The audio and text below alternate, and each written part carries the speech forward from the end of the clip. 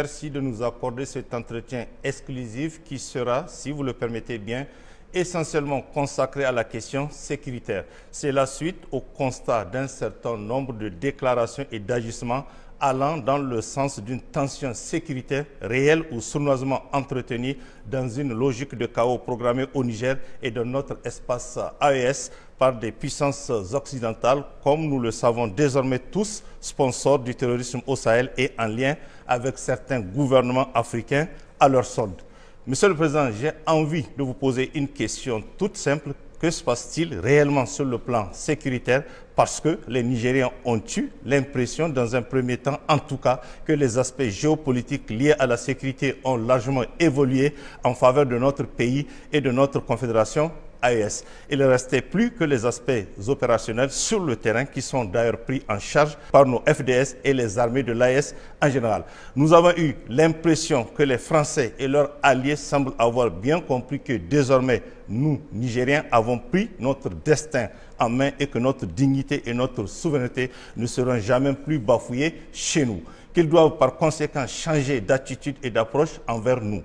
Nous avons eu l'impression qu'ils semblent avoir bien compris qu'une guerre contre le grand peuple nigérien va se solder par un échec total. Par conséquent, ils ont bien intégré cette donne et que l'intervention militaire est loin derrière nous. Enfin, nous avons eu l'impression que la CEDEAO semble avoir bien intégré que la sortie des pays de la Confédération AES de leur communauté est un départ avec effet immédiat et qu'il est irréversible. Que se passe-t-il donc, Monsieur le Président, par rapport à toutes ces questions soulevées? Bonjour.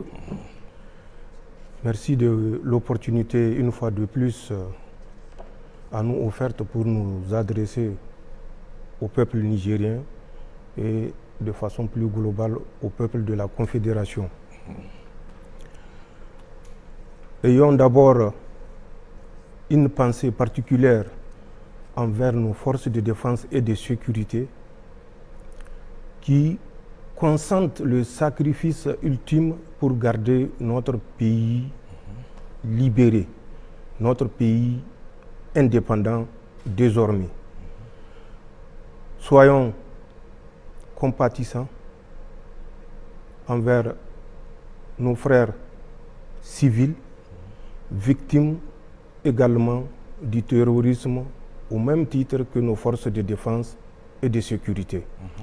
Rendons grâce à Allah subhanahu wa ta'ala qui a su conserver le peuple nigérien et répandre sa rahama sur l'ensemble de notre pays.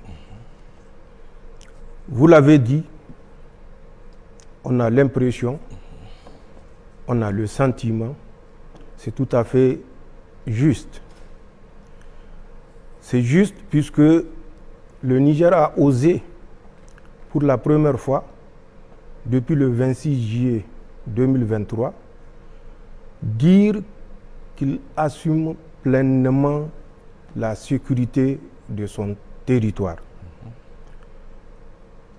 Malheureusement, l'adversaire que nous avons en face, ce n'est pas le terrorisme, c'est surtout la France. La France, habituée à disposer de tout au Niger. La France, habituée à disposer des ressources humaines et naturelles au Niger à sa guise, à travers des accords que nous savons tous, les conditions dans lesquelles nos dirigeants passés étaient contraints de les signer. Mais l'Occident, malheureusement, continue à regarder le Niger et au-delà du Niger, l'Afrique entière sous le prisme de 1800 à 1960 pour certains, pour d'autres un peu plus tôt, 1958, 48. Ce prisme, c'est un prisme de mépris, de non-droit, où la puissance coloniale pense qu'elle a un droit de vie ou de mort sur le peuple colonisé. Le Niger a passé par plusieurs étapes, notamment avec la mission que nous appelons de reconnaissance en termes militaires, que les autres appellent naïvement des explorateurs, des ethnologues, de ceci, de cela. Et ça a commencé par Mango Park en 1805, qui traverse le Niger et qui va trouver la mort, si vous vous rappelez, à Boussa en février 1806. Après lui, c'est des Anglais, notamment un certain Denham et Clapperton, qui vont traverser notre territoire en 1822. On arrive en 1850 avec Henri Barth en 1850 qui va quitter Tripoli et arriver à Agadez précisément le 1er octobre. Il restera à Agadez jusqu'au 30 octobre avant de repartir. Après, ce sont d'autres missionnaires, notamment, vous vous rappelez, la fameuse place Monteuil. Oui. Mais avant Monteuil, il y avait Decoeur, il y avait Beau, il y avait un autre qu'on appelle Vergos, il y avait Touté, il y avait Hurst. Tous ceux-ci sont des envoyés précurseurs. Ils ont répertorié les peuples africains, ils ont répertorié nos coutumes et à travers ça, ils ont construit un cahier de route qui va servir de base à la colonisation de l'Afrique, en tout cas pour ce qui concerne le Niger, avec la tristement célèbre colonne Voulé-Chanoine en 1898 et qui fera entre Dogondoussi et Konni, retenez bien, plus de 12 000 morts. Capitaine Paul Voulé et son médecin infirmier, je ne sais plus, Chanoine. Plus de 12 000 morts entre Dogondoussi et Konni. Des femmes et des enfants pendus, courts, vivants, et pendus de sorte à rester en vie au moment où ils se faisaient dévorer par des hyènes. C'est ce que nous avons connu ici au Niger. Et c'est le prisme sous lequel la France a continué à nous considérer jusqu'au 25 juillet 2023. Je dis bien le 25 juillet parce que à partir du 26 juillet, les choses vont changer. Pour la France, avant le 26 juillet, aucun Nigérien n'a de droit. La nation nigérienne, c'est une république, il faut le dire, considérée comme une république bananière qui ne mérite autre chose que le mépris, où les ressources, puisque nous sommes des bananes, nous ne connaissons pas l'intérêt ni l'importance économique de nos ressources, où notre uranium était considéré avoir moins de valeur que de l'argile. Vous vous rappelez l'argile, où notre uranium rapportait à notre PIB moins de devises que le violet de Galmi.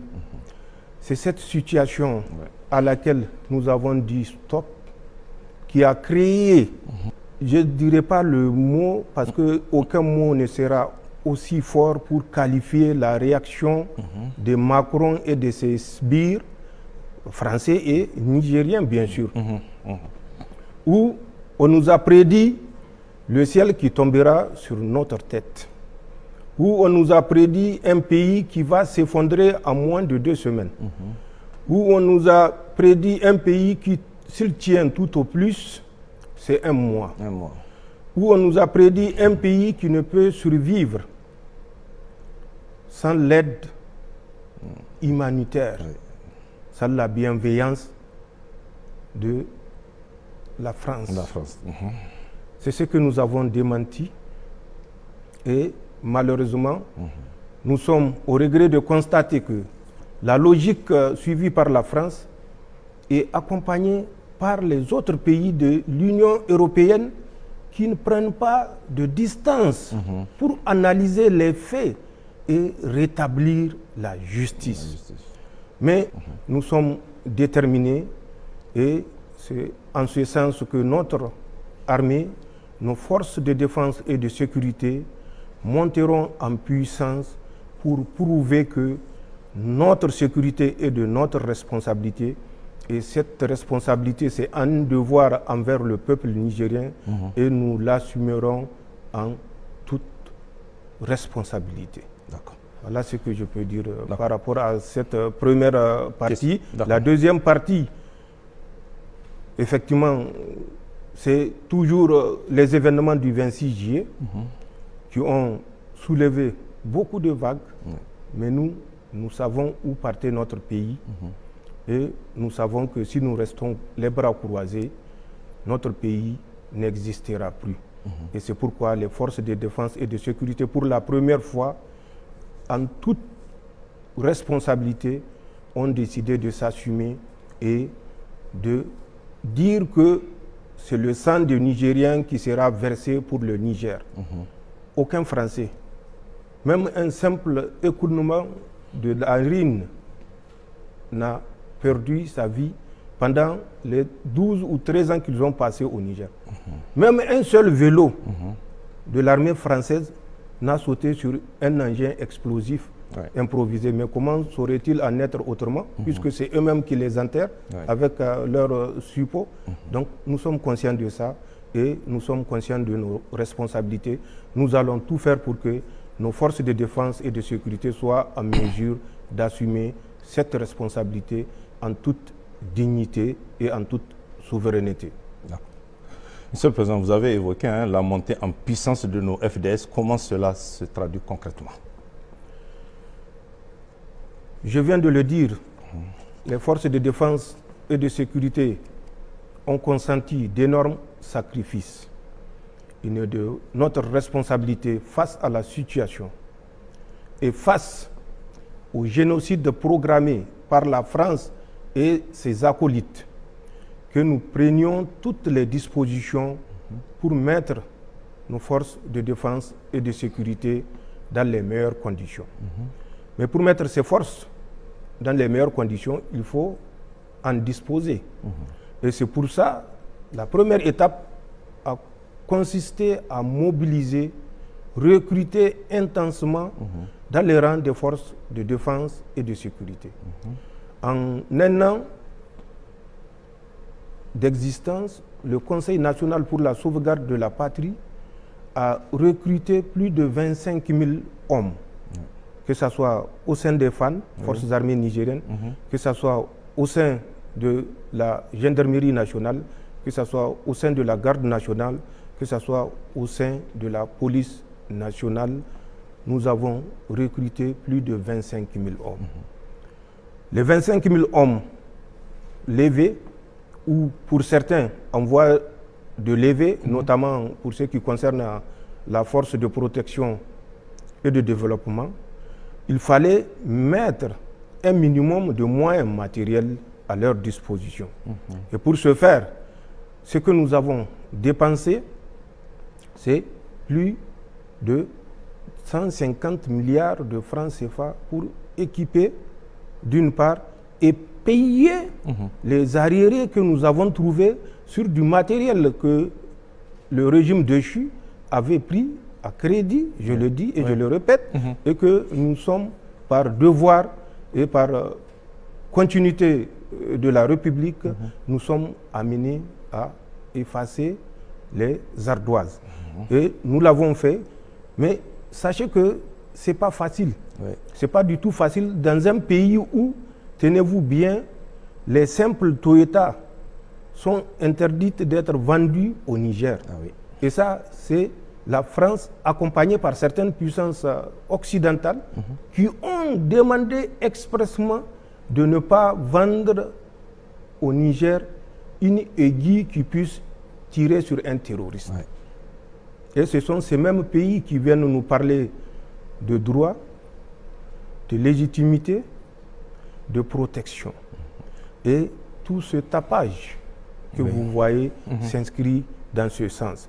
Mais en plus de la levée et de l'acquisition du matériel, nous avons également mis l'accent sur la formation. Parce que nous savons que pour un soldat, l'entraînement épargne le sang. Et par rapport à ça, nous avons pris les dispositions pour que nos militaires, nos forces de défense et de sécurité bénéficient de la formation la plus pointue partout où c'est possible. Que ce soit à l'extérieur, auprès de nos partenaires stratégiques, que ce soit à l'intérieur, en faisant toujours appel, parfois même, aux certains partenaires stratégiques qui viennent nous former le personnel pour qu'il soit à la hauteur d'accomplir sa mission. Voilà ce que nous faisons, voilà ce que nous avons fait pour concrétiser la montée en puissance de nos forces de défense et de sécurité. D'accord. Monsieur le Président, il me semble que vous posez une nuance entre le terrorisme au Sahel d'avant et d'après la prise du pouvoir par le CNSP. Qu'en est-il réellement? Est-ce à dire qu'il y a un changement d'acteurs, de moyens et de stratégie des terroristes? Mais il n'y a pas que moi qui dis qu'il y a un changement. Tout Nigérien constate ce à quoi nous faisons face. Avant le 26 juillet, le terrorisme et les autorités nigériennes formaient une seule personne. Ce n'est pas moi qui l'ai dit. Vous êtes sur le territoire national, vous suivez les interventions des uns et des autres. Tout à fait. Et vous savez ce qui avait cours avant le 26 juillet 2023. Des terroristes, ce n'est pas moi qui l'ai dit. Le président déchu avait lui-même officiellement à Mahatma Gandhi, le centre de conférence, annoncé qu'il est ami aux terroristes. Il a reçu plusieurs fois des terroristes au palais présidentiel. Il a libéré des terroristes, mais nous savons qu'ils ont fait plus que ça. Référez-vous à la déclaration de l'ex-ministre de l'Intérieur, M. Hamo Souley, à Abala, Filengue, vous comprendrez qu'ils ont fait plus que ça. C'est lui-même qui l'a dit. Ils ont fait plus que ça, mais malheureusement, les terroristes de leur côté, selon lui, n'ont pas respecté leurs engagements. Quels sont ces engagements? On n'est jamais sorti pour dire au peuple nigérien, voilà les engagements que nous avons honorés vis-à-vis des terroristes. Nous savons quels sont ces engagements-là qui ont été honorés vis-à-vis des terroristes, et ce n'est pas une surprise. Parce que ces autorités agissaient sous l'injonction de la France. Cette même France, je le dis et je le répète, qui finance le terrorisme au Sahel.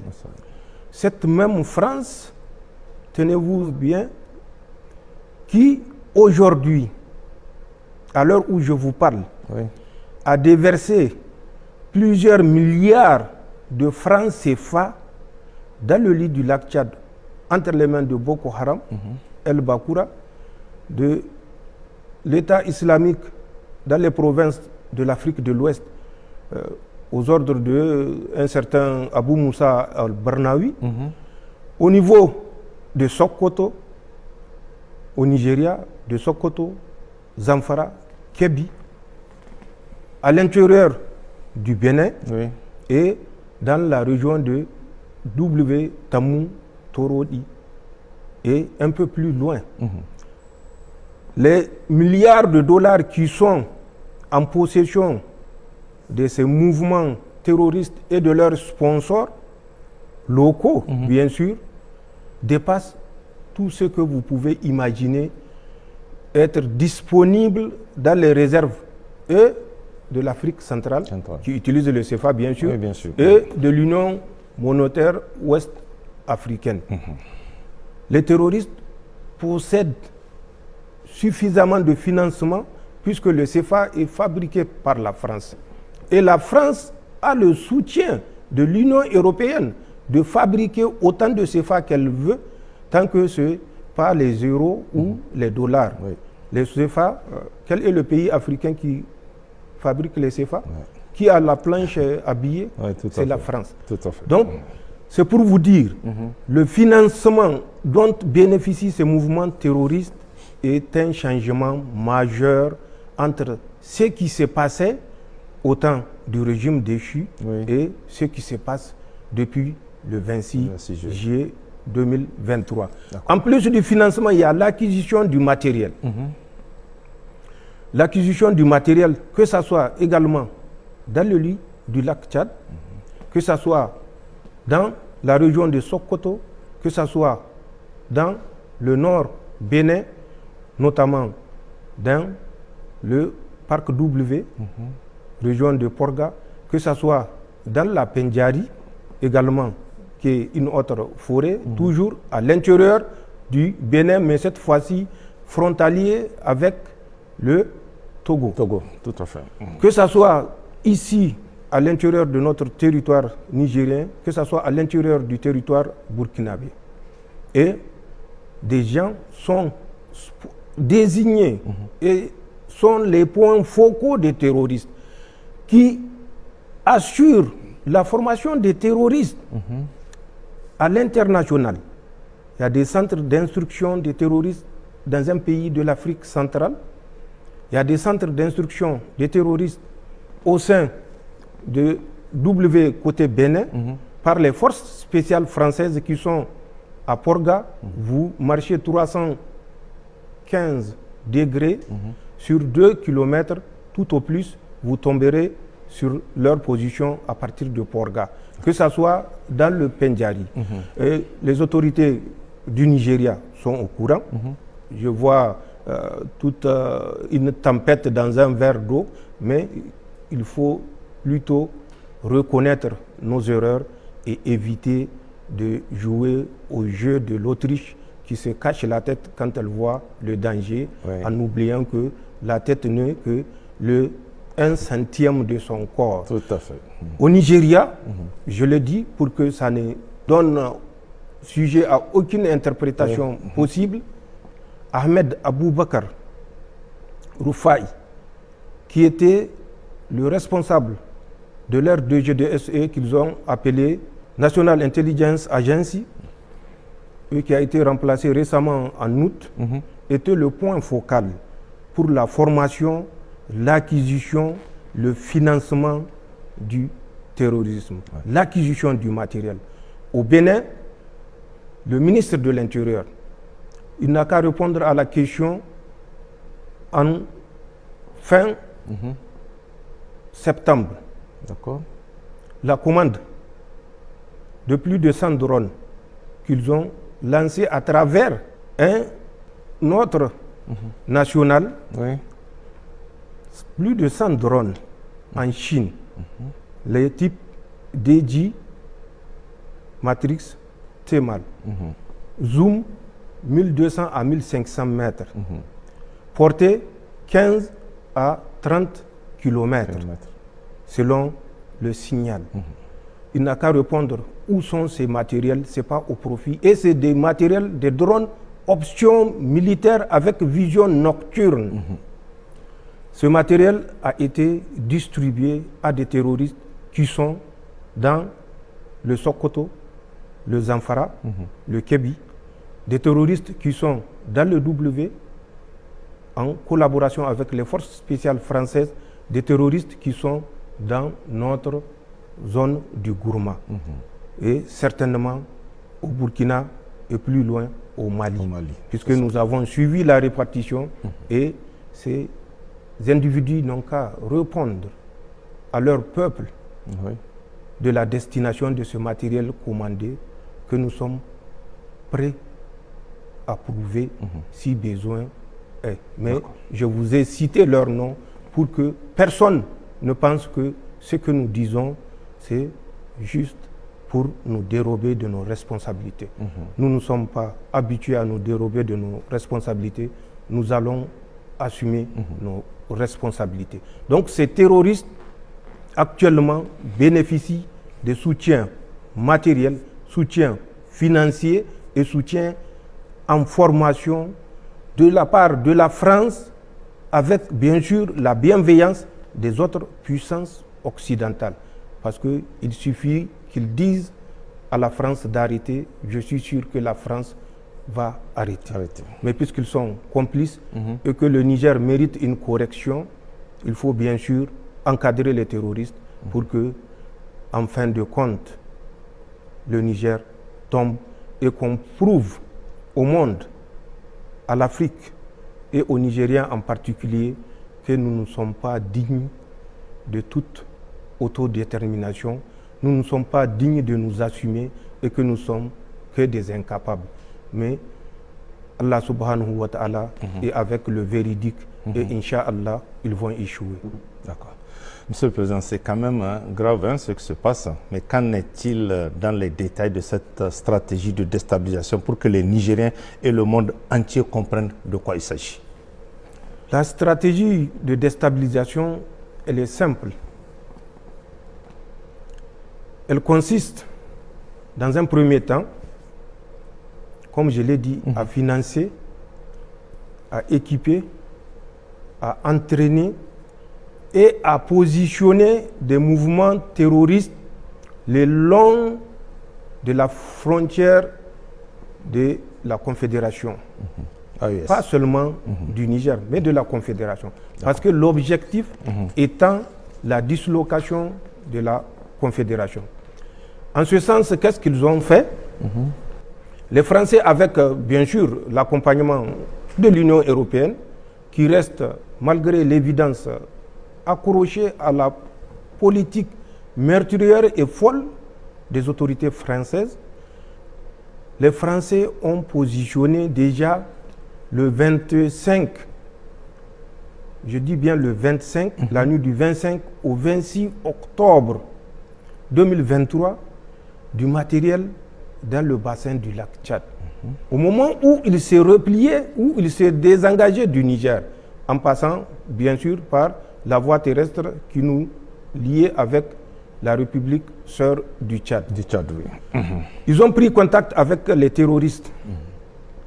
Ils leur ont proposé, les terroristes de l'aile clan Bakura, avec Abou Oumaima, leur chef, et les terroristes de l'aile Iswap, avec Abou Moussa al-Barnawi comme leader.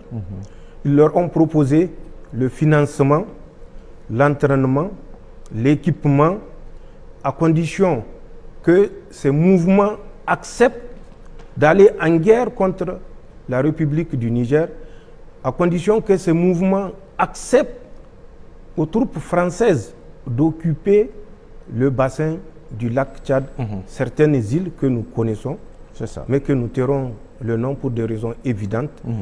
Ils ont fait cette proposition aux deux ailes de l'ancien Boko Haram de Youssouf Mohamed, si vous vous rappelez. Oui. Quand ils ont fait la proposition, la nuit du 25 au 26 octobre 2023, l'aile Bakura a été plus conciliante. L'aile Swap avait ouvertement dit qu'elle n'est pas prête d'aller avec les Français pour s'attaquer à quelques pays musulmans que ce soit. Leur combat, c'est pour l'islam, selon eux. Mais l'islam, on n'apprend pas au Niger l'islam. Bien sûr. 6e califat, l'islam était introduit au Niger. Pour vous dire, la stratégie utilisée par la France, ce n'est pas le premier contact.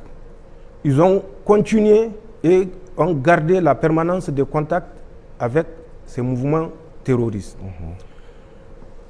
Ils sont partis pour créer le mouvement Lakurawa. Ce mouvement Lakurawa qui a fait couler beaucoup d'encre.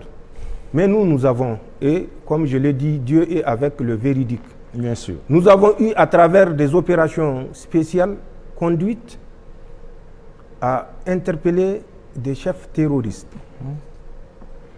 qui nous ont déclaré tout ce que je viens de vous dire et que je vais vous dire. Les Français, en les abordant dans le lit du lac Tchad, avec des responsables nigérians, notamment celui dont j'ai parlé, Ahmed Aboubakar, l'ancien chef Roufaï, de l'agence NIA, les Français leur ont proposé d'ouvrir une base dans la région de Sokoto, une base qu'ils ont baptisée Gaba, dans un environnement boisées dans la région de Sokoto.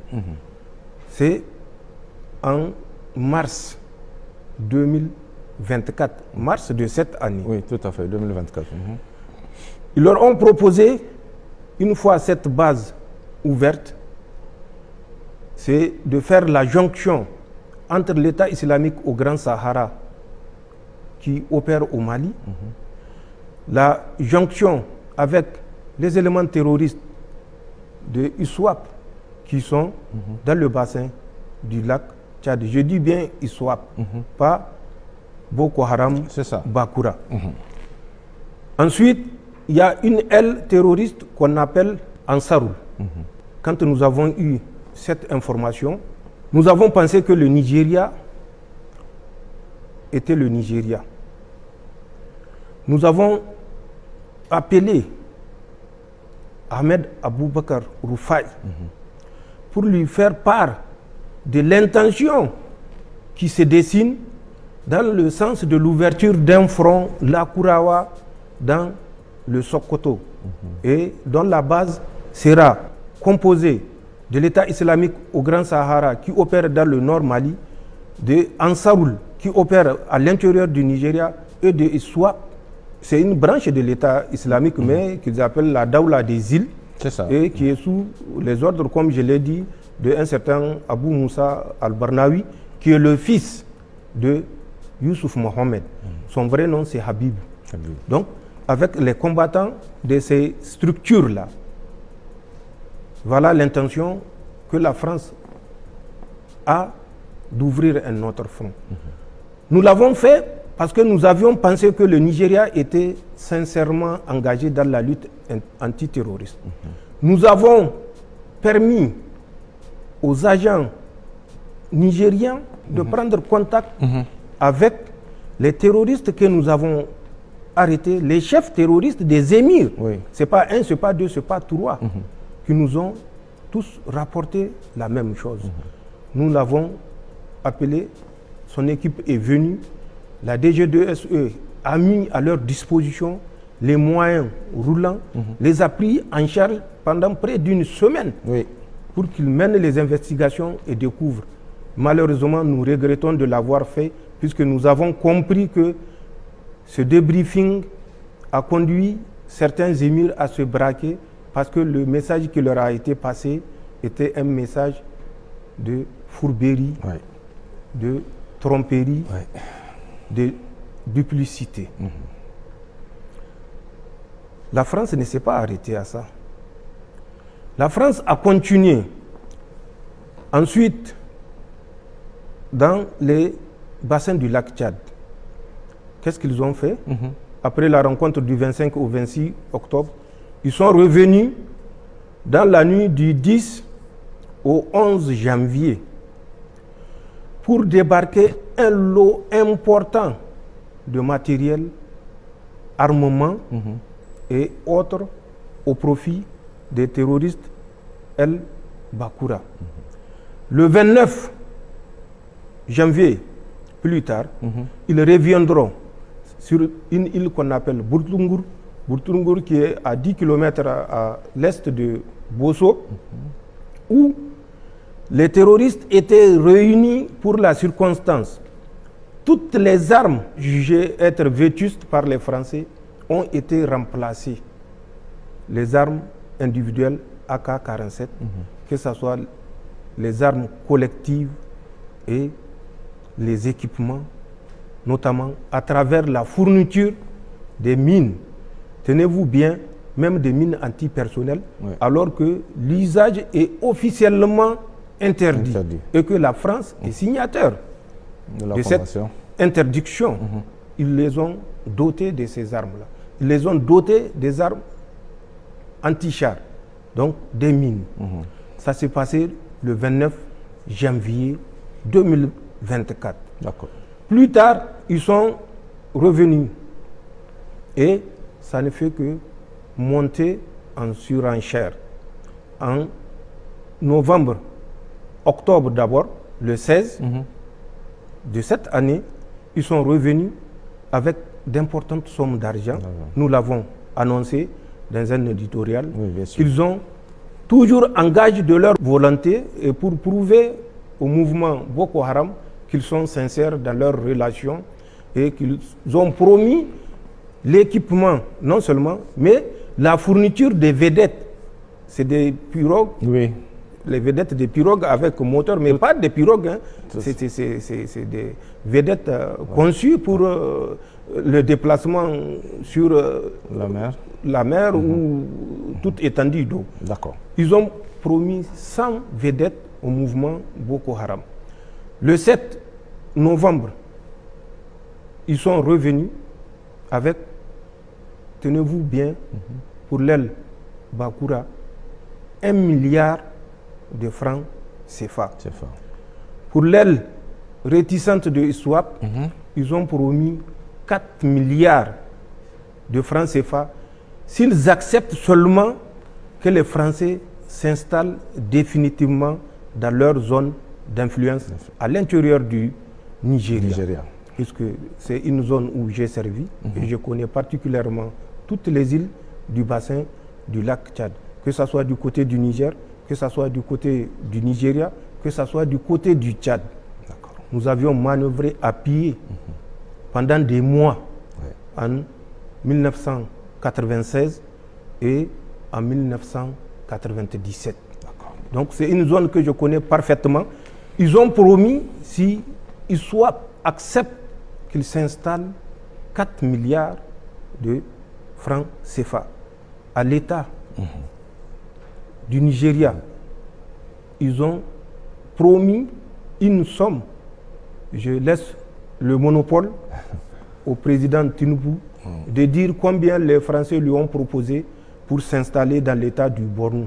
D'accord. C'est pas fini. Les Français ont mobilisé les terroristes et quand ils étaient arrivés en décembre, le 7 décembre, voilà ce qui s'est passé. Ils ont décidé, toujours pour vous donner une idée et pour donner au peuple nigérien l'envergure du grand complot international qui est ourdi, ils ont demandé à Boko Haram de constituer une compagnie de 150 hommes qu'ils vont positionner dans le nord du Niger. La France s'occupe du paiement intégral du salaire des 150 combattants déployés par Boko Haram, qui seront rejoints par les mouvements, ça c'est les Français qui ont dit ça, qui seront rejoints par les mouvements de Risseboula. Ensuite, des mouvements rebelles qui sont dans le nord du Tchad. Et ils vont faire un front commun installé à l'intérieur du Niger, dans les chaînes du nord Niger, pour faire la guerre au Niger. Nous avons donc les combattants installés dans les chaînes du nord Niger.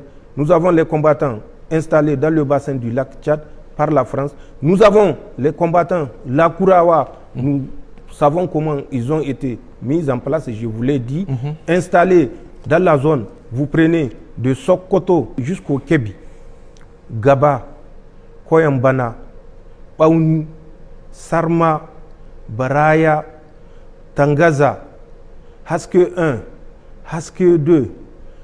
Tout ceci sont des positions. Je n'ai pas cité l'intégralité. Il y en a encore un chapelet de positions entre Sokoto, Zamfara et Kébi.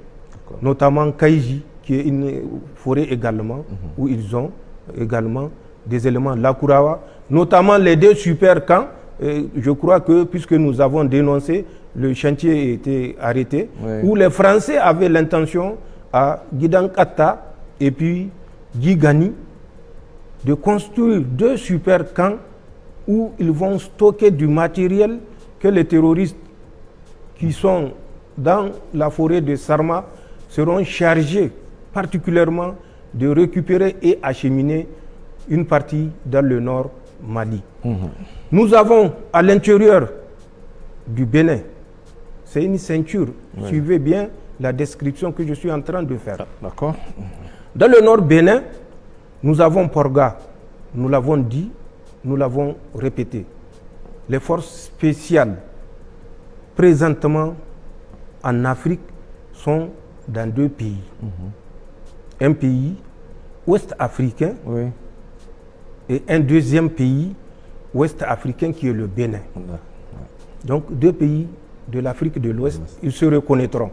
Mais le Bénin, lui déjà, je le dis et je le répète, il se reconnaît. Ils sont à Porga et dans la forêt particulièrement du W. Pour ceux qui ont l'utilisation des coordonnées, vous utilisez 11 degrés, 0,2 minutes, 49,63 secondes nord. Ensuite, vous utilisez 00 degrés, 59 minutes, 35 secondes 20 est. Vous marchez à l'azimut 315 degrés, à moins de 5 km, vous allez tomber sur une des 2 positions que nous connaissons des forces spéciales françaises. Que ceux qui doutent peuvent se mettre à l'exercice et essayer. S'ils ne savent pas positionner un point sur la carte, qu'ils s'approchent des militaires qui vont reporter ces coordonnées que j'ai données sur la carte et vous verrez bien que c'est l'aérodrome de Porga. Je l'ai dit, la distance même, la longueur de cet aérodrome-là dans un précédent entretien. Marcher à moins de 5 km sur l'azimut pour faire court et que les gens comprennent. Nord-ouest, vous tomberez sur la deuxième des positions que nous connaissons à l'intérieur du Bénin. Ces forces spéciales qui sont au Bénin sont chargées de l'encadrement, du financement et de la formation et équipement des mouvements terroristes, toujours tendant à ceinturer le Niger et les États de l'AES, la Confédération. Ils ont ouvert 2 centres d'instruction. Un centre d'instruction qui est à l'intérieur du Niger, un autre centre d'instruction qui est à l'intérieur du Burkina Faso, non loin de la frontière avec le Niger. Ces centres d'instruction, pour ceux qui sont du côté du Niger, a pour mission de former, avant la fin de l'année, 400 hommes, financés par les Français.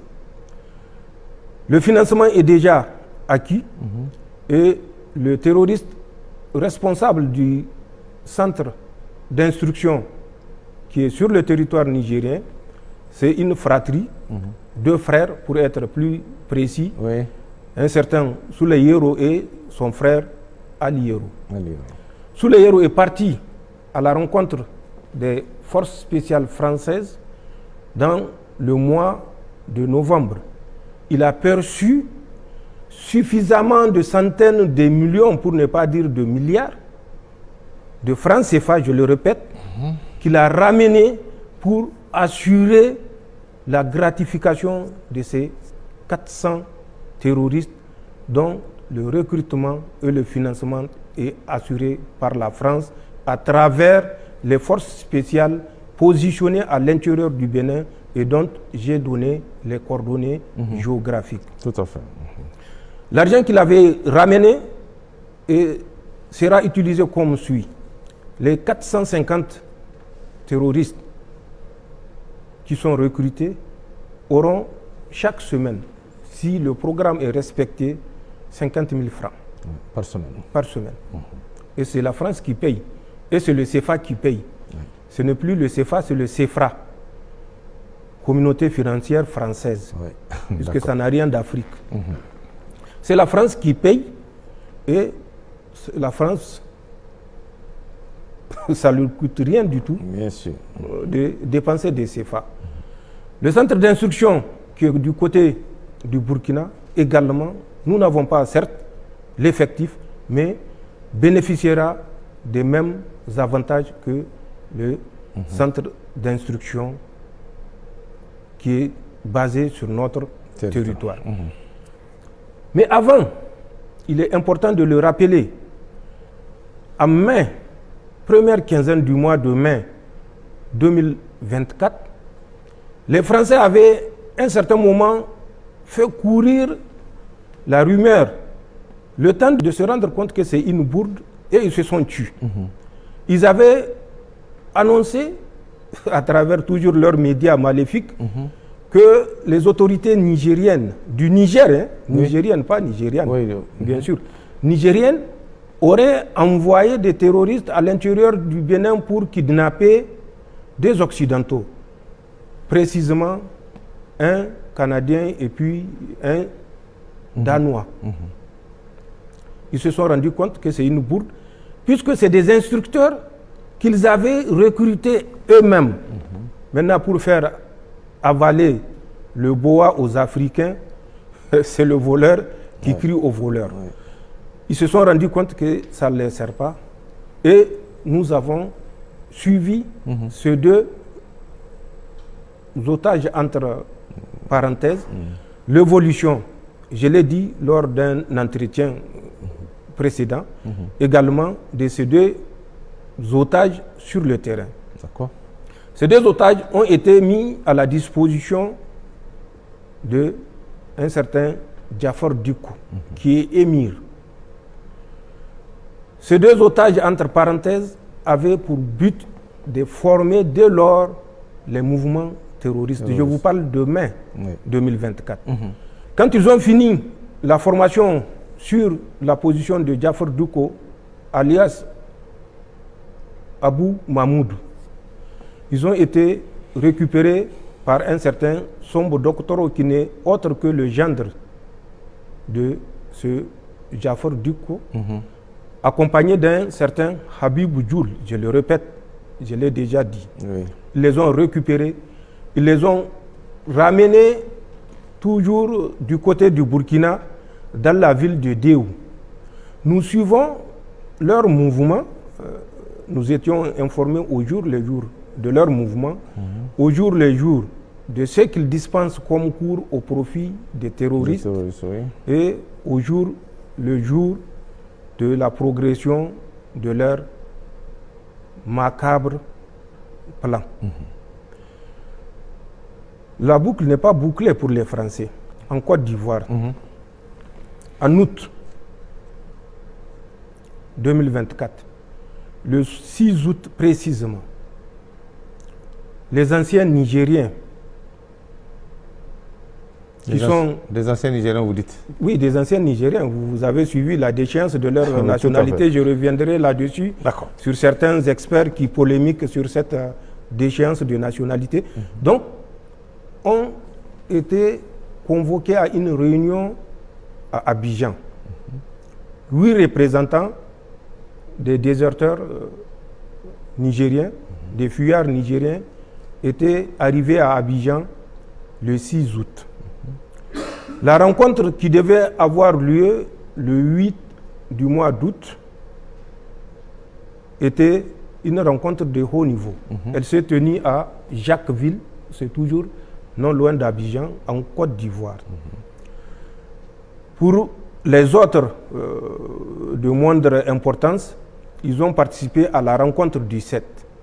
Mais la rencontre du 8, un ex-général avait participé pour représenter le Niger, bien sûr en présence de la France et d'une autre puissance. Et au cours de cette rencontre, il a été décidé de former, avant la fin de l'année 2024, des troupes qui vont être utilisées pour déstabiliser les pays de la Confédération.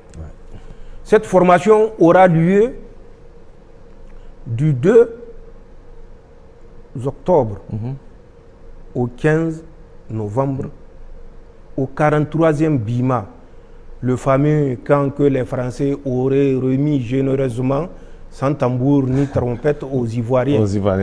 La formation s'est tenue dans ce camp et effectivement, une centaine d'agents subversifs ont été formés dans ce camp, mais pour camoufler le recrutement de cette centaine d'agents subversifs, ils ont été associés à des forces spéciales ivoiriennes.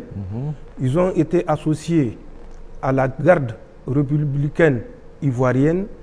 Ils ont été associés à la sécurité du président de la République de Côte d'Ivoire. Ils ont été associés au bataillon du commandement et de soutien ivoirien. Ce sont ces 4 formations ivoiriennes plus la 5e formation de la Confédération, comprenez bien ce que je veux dire, qui ont pris part à cette formation au 43e BIMA du 2 octobre au 15 novembre, soit 6 semaines de formation. Pour qu'ils comprennent que ce que nous disons n'est pas juste de la fabulation, le contenu de la formation était essentiellement sur l'utilisation de 3 types d'armes, notamment le FAMAS qui est français, un type d'arme que nous n'utilisons plus, mais qu'ils ont modifié, qu'on appelle arme automatique modèle 52, à laquelle ils ont adapté une lunette de tir. Ensuite, bien sûr, le AK-47 pour faire bien pour la force destinée à la Confédération. C'est ça. Puisque si elle opère sur notre territoire avec des FAMAS, ça peut éveiller des soupçons. Donc, il y a l'arme AK-47 qui a été utilisée dans le cadre de cette formation. C'était une formation intense sur le service de l'arme, sur des séances de tir dans toutes les conditions, sur le combat en milieu urbain, suivez bien ce que j'ai dit, le combat en milieu urbain, sur la reconnaissance des résidences des VIP, sur la prise d'otages, enlèvement. Je dis bien prise d'otages, enlèvement.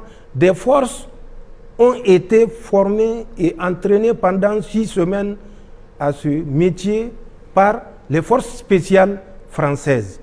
Les instructeurs étaient 11.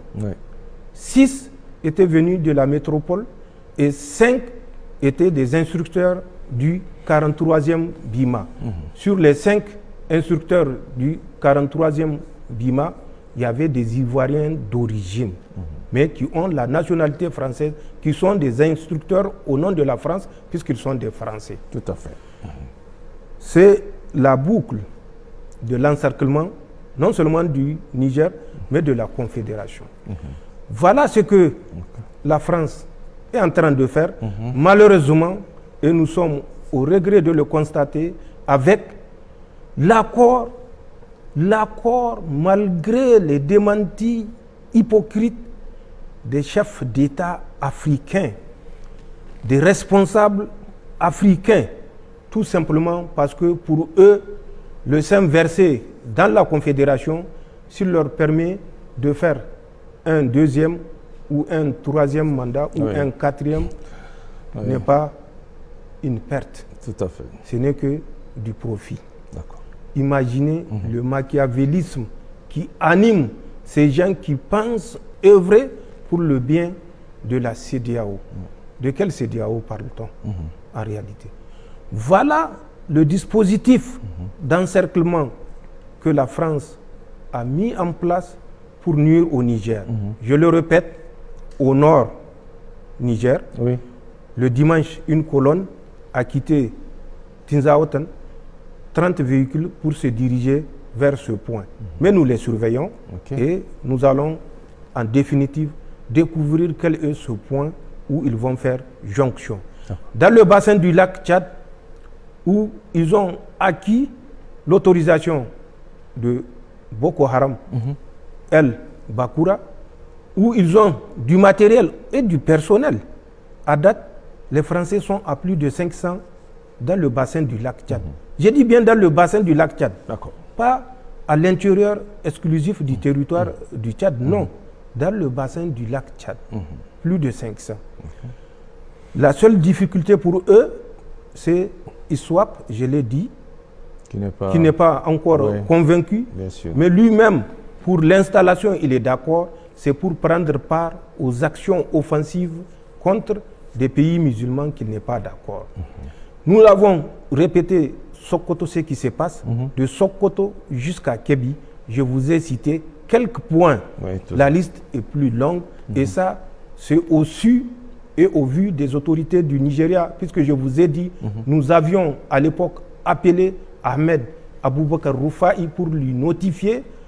Il a fait semblant de prendre note, mais nous avons découvert les raisons exactes pour lesquelles il a fait semblant. Nous vous avons dit ce qui se passe au Bénin, dans le nord Bénin, ce que les gens ignorent. Le nord Bénin ou le Bénin, de façon globale, c'est le Niger. Oui, bien sûr. Nous connaissons notre histoire. Le dandy, vous me permettrez de faire cette extrapolation. D'accord, monsieur le Président. Le dandy, le grand dandy, englobait ce qui est devenu plus tard le Bénin. Avant l'arrivée de Daoud et Al-Haji Hanga qui venaient de Gao, c'est les descendants des derniers Askia, notamment l'Askia Soumaïla. Ils étaient arrivés dans le dandy, bien sûr, bien avant leur arrivée, il y avait un roi dans le dandy. C'est Dakou, dont la fille Tassa va marier Al-Haji Hanga en 1700. C'est de ce mariage-là qu'une lignée va naître. Lignée qui va prendre, si vous voulez, le pouvoir. Et le premier, après Al-Haji Hanga, c'est son frère Daoud, avec lequel ils étaient venus de Gao. En 1761, c'est leur fils, le fils de Al-Haji Hanga, un certain Samsou Beri, qui va prendre le pouvoir. Mais à l'époque, leur capitale était à Gabou. Ce n'est pas Gaïa. Gaïa, c'est lui qui va venir à Gaïa, c'est Samsou Beri. Il va quitter Gabou, où était déjà roi son oncle. C'est son oncle qui était le roi. Il va quitter et il s'installe à Gaïa. À partir de Gaïa, Samsou Beri va régner jusqu'à 1779. Je dis bien 1779.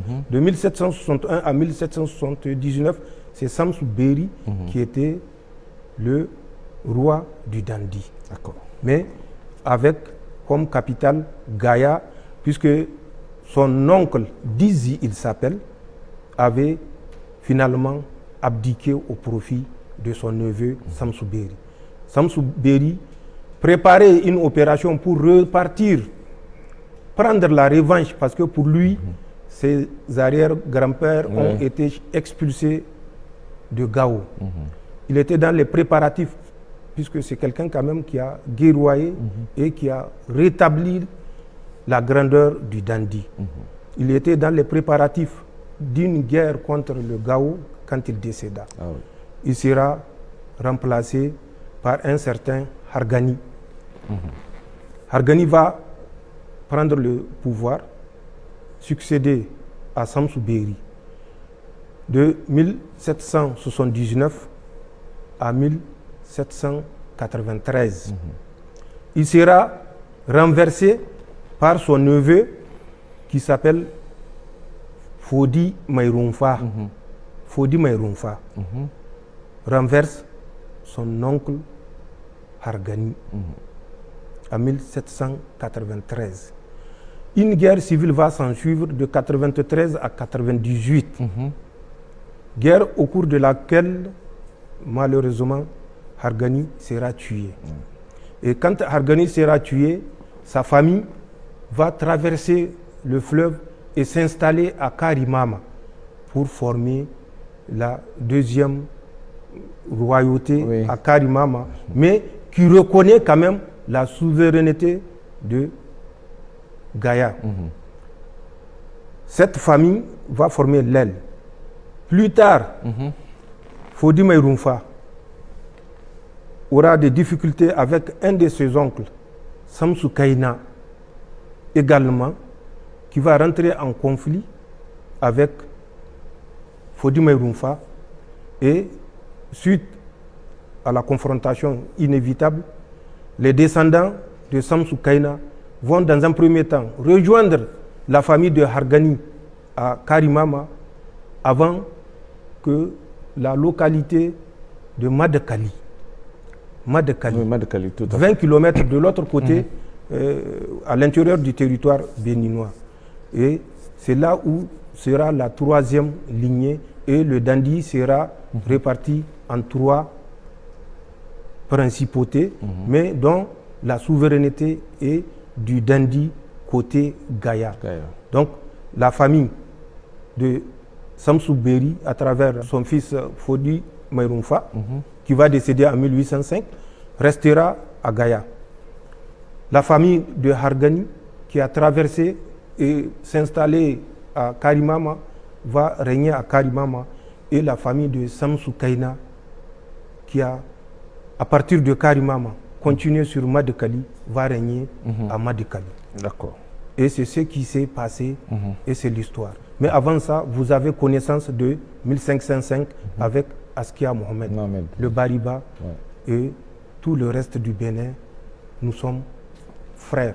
Nous connaissons l'histoire, donc nous ne disons rien pour nuire à qui que ce soit, mais nous ne pouvons être responsables devant l'histoire également par excès de gentillesse, par excès de compréhension, être à la base de la dislocation complice de notre pays, encore moins de notre confédération.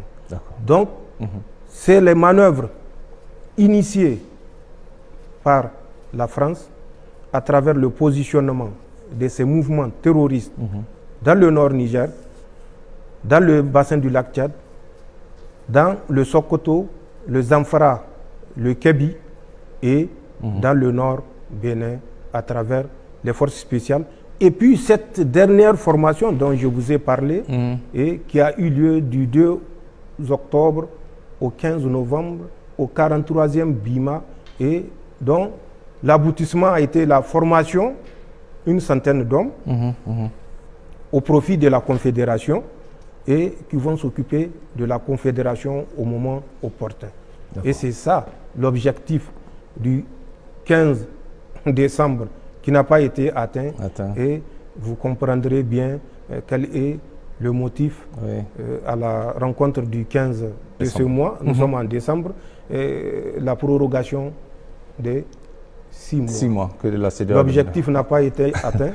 La mobilisation n'a pas été totale, mais elle a été accélérée à travers ce que je venais de vous dire, le mouvement d'une colonne ayant quitté Tinzawatan à bord de 30 véhicules, et qui doit faire jonction avec les 150 Boko Haram soutenus et financés par la France. Chaque faction du lit du lac Tchad, Swap et Bakura, auront généreusement 500 millions par mois.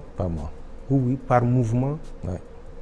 En dehors des petites gratifications de 4 milliards pour ISWAP, et de 1 milliard 150 millions, je crois, pour Boko Haram en 2 tranches. D'accord. Monsieur le Président, vous avez parlé de la présence des forces françaises tout au long de nos frontières. Or, nous avons pensé qu'après le départ du Niger, les forces françaises sont rentrées chez elles en France. Nous avons même cru que le gouvernement français a tiré les leçons de la présence non désirée de son armée en Afrique, et c'est peut-être ce qui explique le départ annoncé des militaires français du Tchad et du Sénégal. Mais finalement, qu'en est-il, Monsieur le Président? En fait, notre problème, et quand je dis notre problème, c'est le problème de tous les Africains, c'est que nous croyons facilement à ce que le maître colon nous raconte. Nous croyons facilement. Hein? Nous croyons facilement au baratin des colons français. La France, il faut suivre l'évolution de la France. C'est cette même France qui est venue par les armes vous soumettre. J'ai parlé de 12 000 morts entre Dogondouchi et Kony. Dogondouchi et Kony. Jusqu'à la confrontation qui a conduit à l'assassinat du colonel Klob. Donc il faut que nous cessions. Quand la France sort pour communiquer, il faut que nous cessions nous-mêmes de reprendre ça pour faire de ça une parole de vérité. Les Français n'ont pas quitté l'Afrique. Les Français n'ont pas l'intention de quitter l'Afrique. Tout ce qu'ils disent ou tout ce qu'ils font semblant de faire n'est que de la poudre aux yeux. Je vais vous expliquer.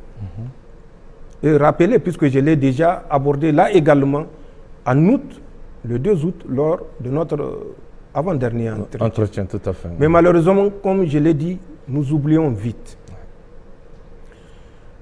En juin 2024, quand la France a constaté, après le Mali, après le Burkina Faso, après le Niger, la pression est mise sur les forces françaises partout sur le reste des autres pays, notamment au Tchad et au Sénégal, particulièrement. Je l'ai dit, Macron avait chargé son conseiller Afrique, Jean-Marie Bockel, d'une mission. En quoi consistait cette mission? Elle consistait à trouver l'alchimie de rendre invisibles les Français ou les forces françaises présentes sur les territoires ou certains territoires des pays africains. Jean-Marie Bockel, au reçu de cette mission, avait désigné 2 officiers supérieurs, notamment un certain David Pawlowski, vous m'excusez de la prononciation. Oui, tout à fait. David Pawlowski était le commandant du 68e régiment d'artillerie Afrique. Le nom de ce régiment-là, c'est Artillerie Afrique. 68e régiment. Il avait assuré le commandement de 2019 à 2022. Il a servi au Mali, dans le cadre de la fameuse mission française au Mali. Le deuxième était un lieutenant-colonel, lui, Pawlowski étant colonel. Le deuxième est un lieutenant-colonel, autant pour moi, du nom de Paul Menon Bertheux.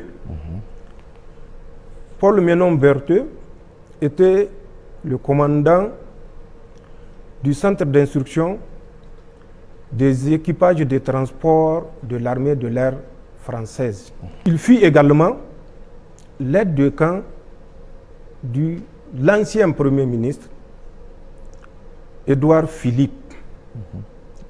Ces 2 officiers ont été désignés pour réfléchir et trouver la formule qui permettra de dérober de la vue des Africains la présence des forces françaises. Ils ont réfléchi, ils ont sorti un document qui a été présenté le 23 octobre au président français Macron par le même Jean-Marie Bockel.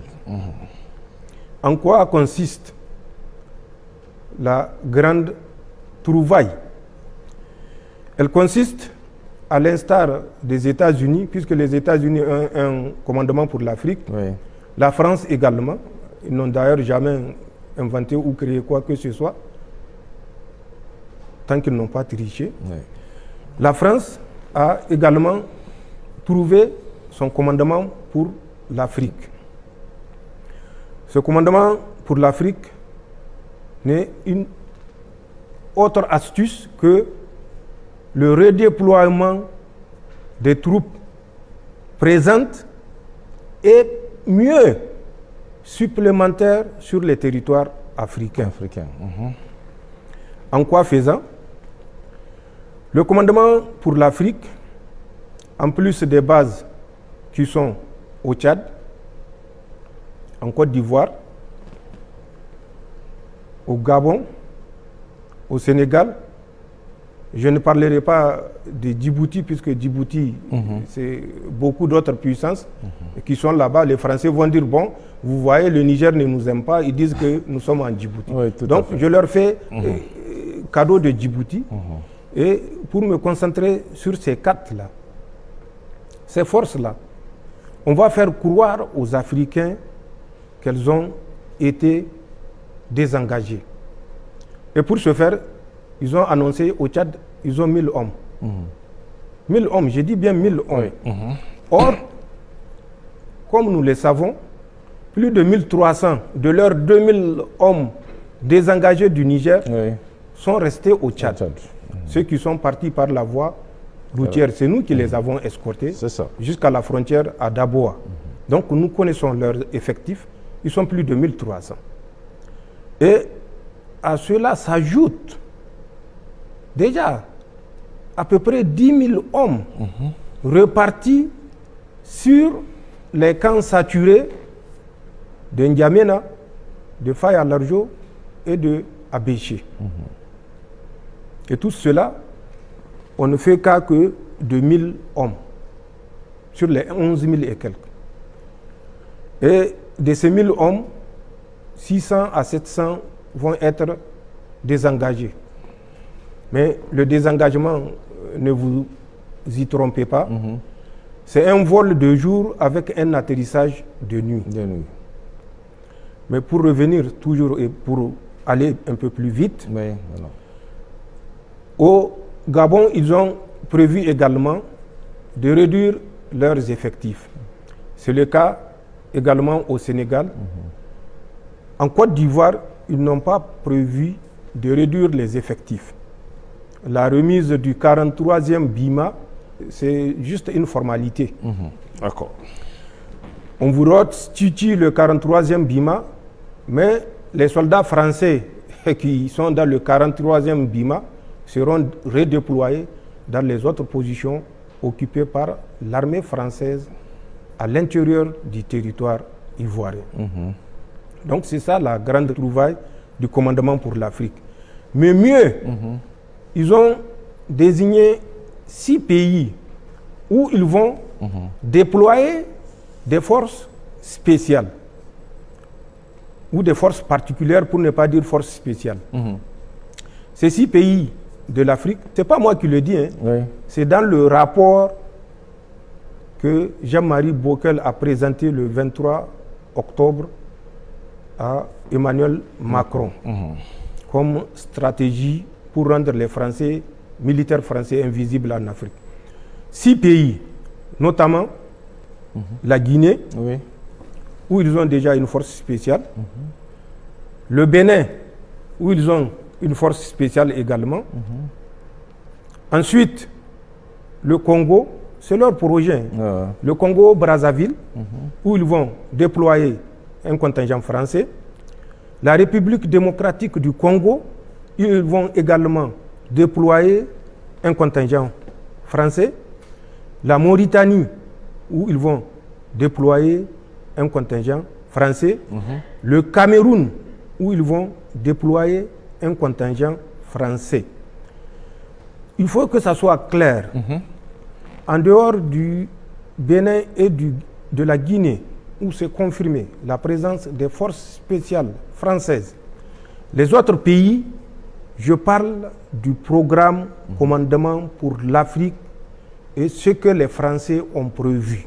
C'est un projet. Les autorités de ces pays sont au courant ou non, je n'en sais rien. D'accord. Mais voilà le redéploiement envisagé.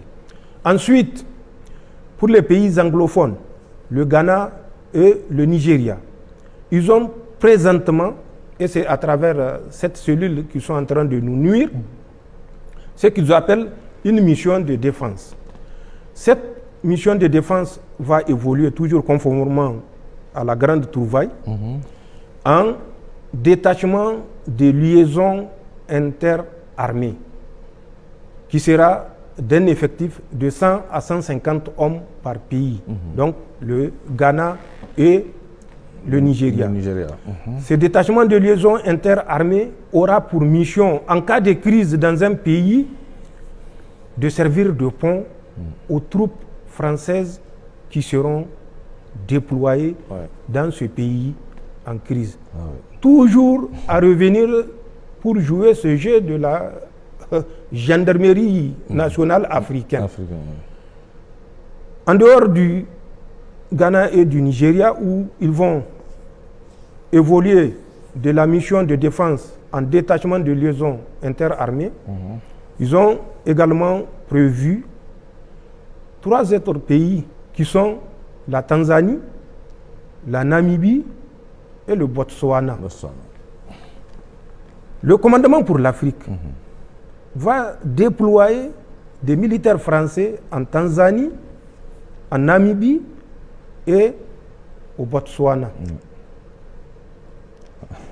Donc, de 4, à quoi on va aboutir? À une vingtaine de pays, où les Français vont s'installer. Est-ce qu'on peut, en toute rationalité, parler de retrait des troupes françaises? Quand en plus des 4 pays, il y a une quinzaine d'autres pays qui s'ajoutent, et qu'on nous fasse croire que la France est dans les dispositions de retirer ses forces d'Afrique, la France est dans les dispositions de laisser les pays africains s'autodéterminer, tout dépendra de notre détermination à nous imposer. Comme le disait le roi Faisal bin Abdul Aziz, Allah lui accorde sa rahama, malheur aux faibles qui se couchent et se soumet aux forts. Malheur aux faibles qui se couchent et se soumet aux forts. Je veux que les Nigériens retirent la sagesse de ces mots. Je veux que le peuple de la Confédération retire la sagesse de ces mots pour comprendre le combat qui est devant nous. Et je veux que les peuples de ces pays africains qui jouent consciemment ou dont les autorités jouent consciemment le jeu subversif et de soumission pour des intérêts personnels, donc qui jouent le jeu de la France, prennent conscience. Malheur aux faibles qui se couchent et se soumettent aux forts. D'accord.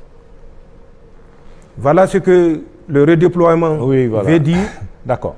Ce que nous appelons dans la grande cour du Moro Naba le faux départ. C'est un faux départ. Les Français vont renforcer leur position. C'est l'objectif et c'est le résultat de plusieurs mois de recherche à travers ces 2 officiers supérieurs, certainement qui ont fait appel à des personnes ressources. Et quand on se rappelle le général qui dit qu'ils vont certainement dans 10 ans traverser la mer pour revenir nous conquérir comme des margouillas, on peut bien comprendre que ces 2 officiers, un colonel et un lieutenant-colonel, David Pawlowski et Paul Ménon Bertheux, se sont certainement inspirés de ces personnes ressources. Et c'est le cas également des fameux super agents qui disaient qu'au moment où leurs troupes se désengageaient du Niger, que c'est le moment favorable pour conduire des opérations subversives mais clandestines. Ouais. C'est à ça que nous devons nous préparer. C'est à ça que les peuples de la Confédération doivent se préparer, encore les peuples nigériens plus, puisque nous sommes ceinturés par des pays qui acceptent volontairement, avec zèle, de se soumettre au dictat français. Voilà le redéploiement français, et qui n'est pas un retrait ni un désengagement, plutôt c'est un renforcement des positions françaises en Afrique, et pour des desseins machiavéliques de 4, on passe à 20. À 20, d'accord. Monsieur le Président, j'ai aussi noté le lien entre présence des forces françaises et foyers terroristes tout au long de nos frontières. Or, la plus grande partie, ce sont les pays de la CEDEAO, vous l'avez dit, avec le Nigeria et le Bénin. Monsieur le Président, j'aimerais faire remarquer que la CEDEAO ne cesse d'inviter les pays de l'AES à reconsidérer leur décision de sortie de la communauté. La CEDEAO est allée même jusqu'à nous accorder 6 mois supplémentaires pour revenir en son sein. Il est vrai, sans aucun fondement légal, pour revenir à la raison, comme ils le disent. Il ne serait pas sincère. S'agit-il également d'un jeu sournois pour vous? Je le dis au début, nous sommes loyaux et fidèles en amitié. La CEDEAO a cessé d'exister depuis 1990. Ce n'est plus la CEDEAO. C'est juste une marionnette entre les mains des puissances occidentales. Toute cette grande théorie de démocratie, d'action humanitaire, de partenariat au développement n'est que de la poudre aux yeux. La CEDEAO est vidée de sa substance que les pères fondateurs lui ont insufflée. Nous avons, pour faire court, une coquille vide. Dans la parole et dans les gestes, la CEDEAO ne reflète aucune préoccupation des peuples ouest-africains. La CEDEAO est le bras de la légitimité que les puissances occidentales utilisent pour nous maintenir sous domination, pour garder nos matières premières à leur portée et leur usage à leur guise. Nous remercions la CEDEAO pour ce bonus de 6 mois, mais nous disons à la CEDEAO que depuis le 28 janvier 2024, nous ne sommes plus membres de la CEDEAO. Et ça, c'est de façon irréversible. C'est de façon irrévocable. Ils ont dit par rapport au texte, nous avons jusqu'au 29 janvier 2025 pour revenir à la raison, comme si, de la même façon qu'ils ont perdu la raison, ils pensent que nous avons perdu la raison. Nous sommes lucides. Le drame de la CEDEAO, je l'ai dit, c'est 2-3 chefs d'État qui sont prêts à verser le sang de ceux qu'ils qualifient de frères et qui ne sont nullement leurs frères, qui sont prêts, dis-je, à verser le sang de leurs frères, entre parenthèses, pour se maintenir pour un 2e mandat, un 3e mandat et un 4e mandat. Cherchez à découvrir quels sont ces chefs d'État qui sont dans cette logique. Vous découvrirez de qui je parle. D'accord. Mais nous, le délai bonus de 6 mois ne nous engage pas. C'est un non-événement. C'est plus qu'un non-événement, puisque c'est un événement qui n'a pas eu lieu pour nous. D'accord. Pour qu'il soit un non-événement, il faut qu'il existe. Il faut qu'il se passe. Nous avons quitté la CEDEAO nous ne reviendrons pas.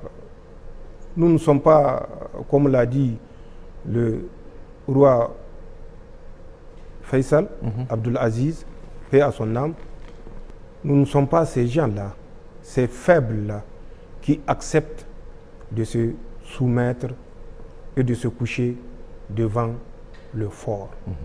Nous avons fait un choix mûrement réfléchi.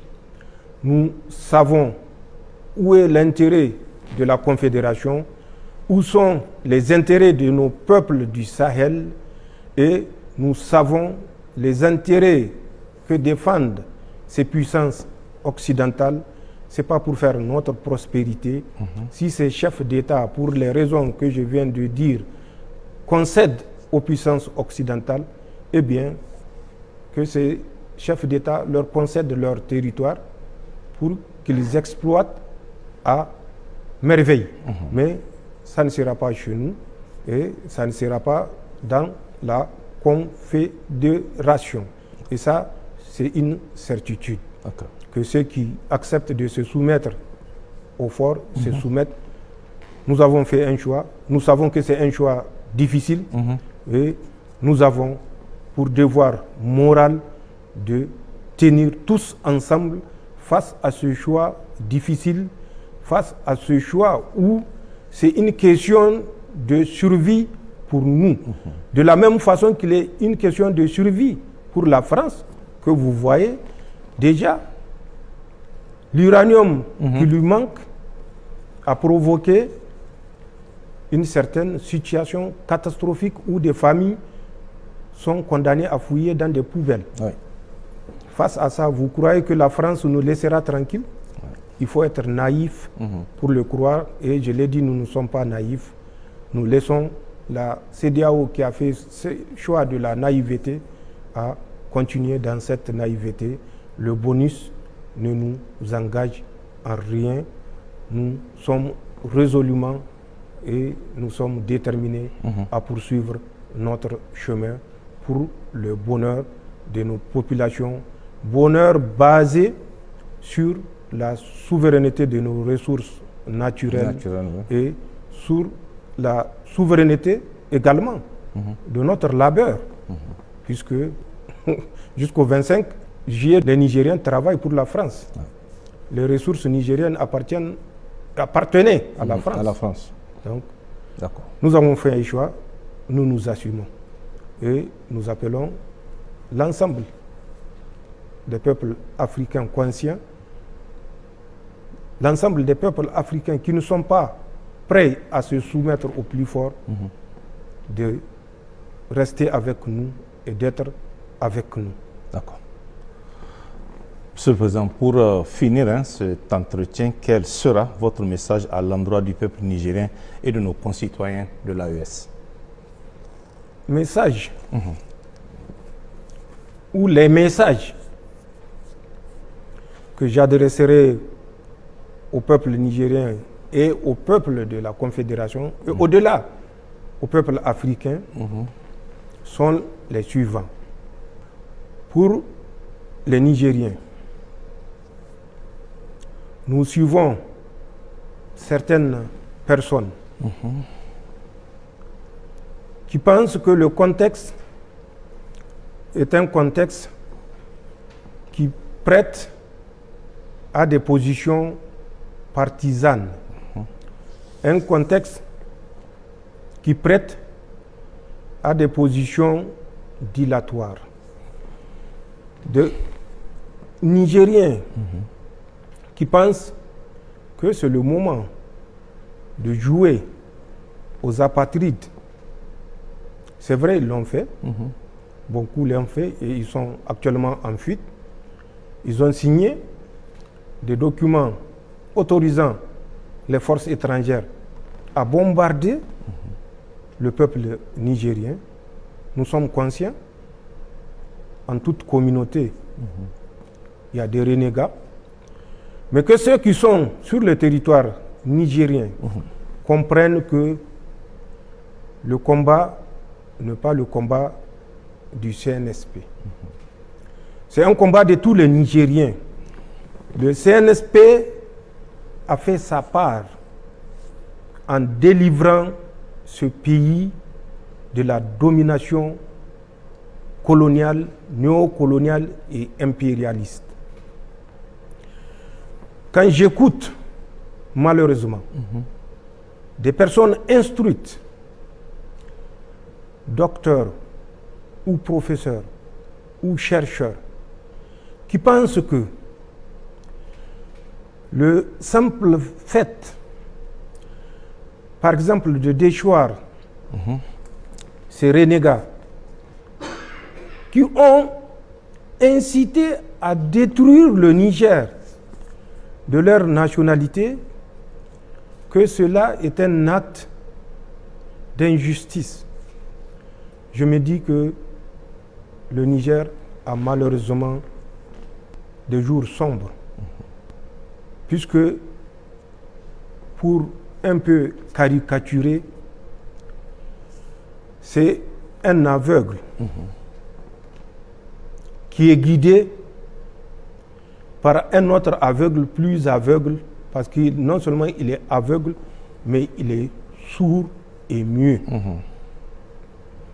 C'est ça le drame à travers ces personnes instruites du Niger qui pensent que c'est le moment de jouer au dilatoire, c'est le moment de jouer au perroquet. Nous avons des citoyens, des concitoyens qui sont partis à l'extérieur pour ternir l'image de nos forces de défense et de sécurité, qui se sacrifient depuis plus de 13 ans contre le terrorisme pour maintenir ce pays entier, pour maintenir ce pays stable, pour maintenir ce pays uni, pour maintenir ce pays solidaire.